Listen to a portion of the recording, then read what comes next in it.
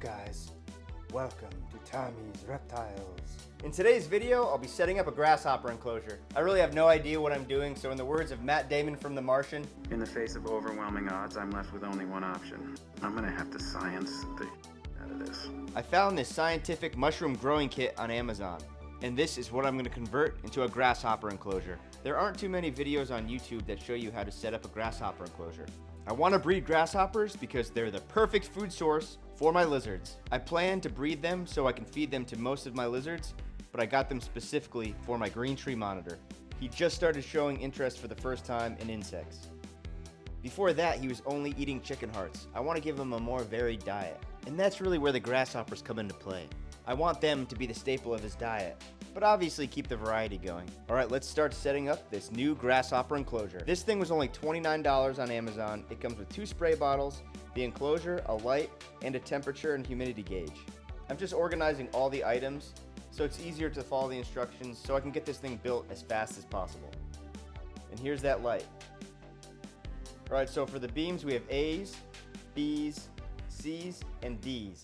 Let's start slapping this thing together. We're taking a B, putting an elbow joint on it, another elbow joint on the other side. Then we're going to take another B and stick it inside the top of this elbow joint, and stick a C in this side.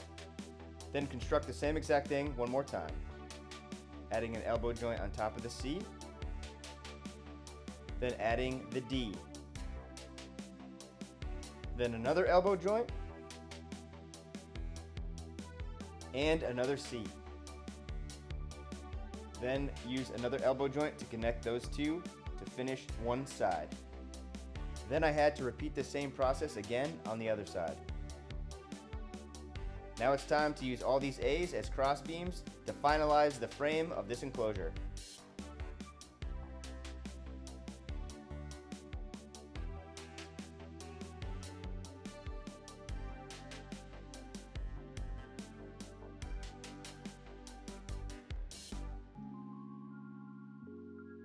And there we go. The frame is complete, and in my opinion, this is the most tedious part of the entire process. Now it's time to slide the cover on.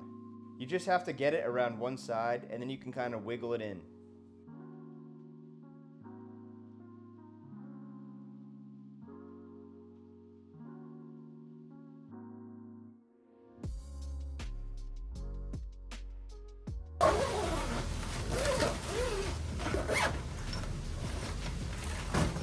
And there we have it. The basic assembly of this enclosure is done. Now it's time to modify it for grasshoppers. The first step of modifying this enclosure is to add ventilation. I'm going to add my first vent to the side of the enclosure. I'm laying out the side panel and weighing it down with a brick. Then I'm going to slice a window out of the plastic with a knife using this box to trace.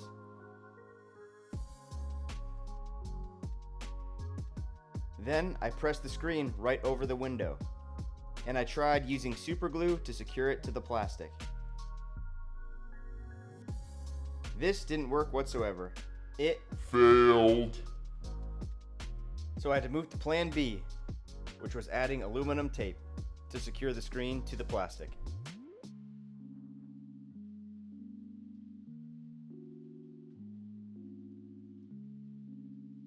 Then I added another layer of the aluminum tape on the outside of the door. Next, I started to add another vent on the back side of the enclosure.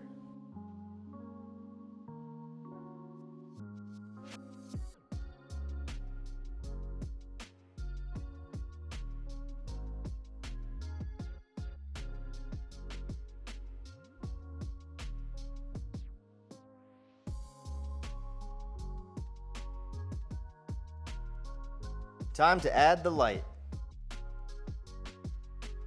I secured the light to one of the cross beams using a zip tie. Now it's time to add the substrate. First, I added a layer of cocoa fiber. I added some damp soil that I got from outside. The next step was to start punching holes in some screen to hang it around the edges and the sides of the enclosure.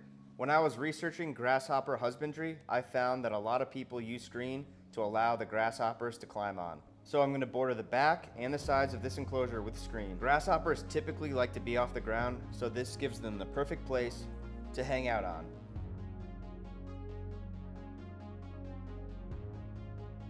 Adding the third and final screen panel, then snipping the ends off the zip ties. I also found out that they don't like to eat off the ground, so I'm making this elevated feeding platform. It's an easy place to rest some romaine lettuce or whatever kind of greens they'll be eating that day. Now that the enclosure's in the reptile room, let's start putting stuff inside. This is a bin of damp sand that they can lay their eggs in. Here's the feeding platform and another little branch for them to climb on. And of course, I'm going to add a cleanup crew.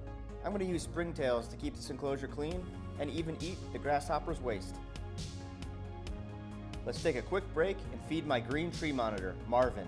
I'm going to feed him his last chicken heart before he starts eating grasshoppers. Come here, Marvin. Like I said in previous videos, Marvin's finally starting to improve with his health. He's eating, he's active, he's alert. I just have to get some meat on his bones and get him filled with some good nutrition. And that's where the grasshoppers are going to come in. But these chicken hearts will give him some good protein for now until the grasshoppers arrive. It used to take him like a minute or two to eat a chunk like this, but now he's eating it within seconds. I'm so glad he has a big appetite now, and I'm excited to see him grow.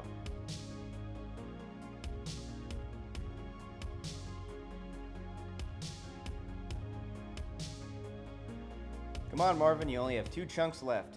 Gulp them down, buddy.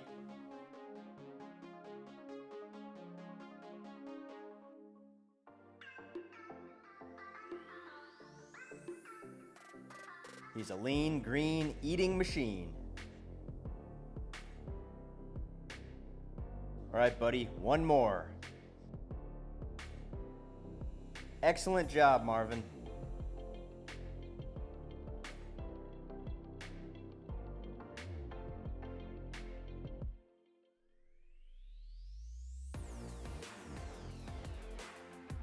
All right, let's get back to the grasshopper enclosure. I think so far it turned out pretty well. Let's get an inside look. Like I said before, we have the moist sand for them to lay their eggs in. We have some climbing branches. We have the walls covered with screen and their feeding platform.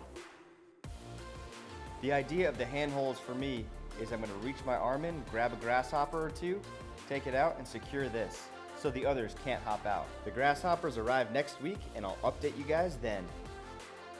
I really hope that you enjoyed this video, and thank you for watching Tommy's Reptiles.